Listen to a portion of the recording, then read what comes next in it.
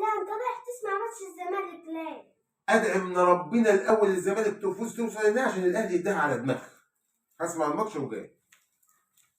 يا نهار ازرق يابا، انت عليك حتت، ايه اللي انت عامله ده؟ ليه؟ عشان بصور بالسدري.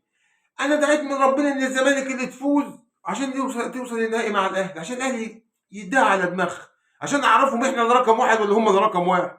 الاهلي واحد بس. يقول لك بنروح بالدم الاهلي الكاس مش هيروح، لا هيروح. هيروح في الجزيره. في الجزيره يا هو الاهلي واحد بس. تيجي انت بقى تيجي تقول لي انت تغلب بيراميدز. امال انتوا اما بيراميدز عملت فيكم كده وهم مطرود منهم من الدقيقه 70 ولا حاجه و60.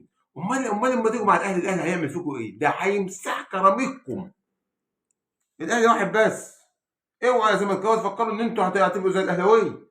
اوعى تقول رقم واحد ديت، ما تقولهاش على الفلان. هو الاهلي رقم واحد، فرق حاجه و40 دوري، فرق افريقيا، فرق شاسع، فرق يعني تخيل يبقى انت رقم واحد من ايه؟ بتضحكوا على نفسكم يا جدعان. انتوا فشل. انتوا المفروض تبقوا مدمس فول محوج.